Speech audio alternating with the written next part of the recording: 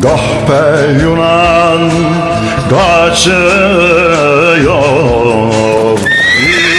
İzmir'e karşı. Yürü hey Cafer, sen de yürü düşmana karşı.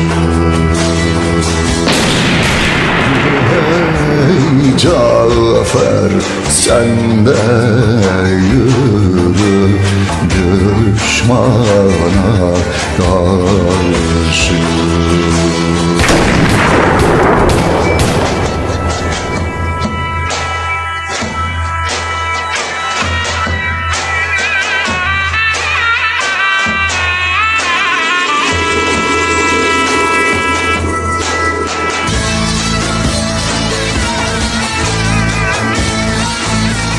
Haydi be kadar!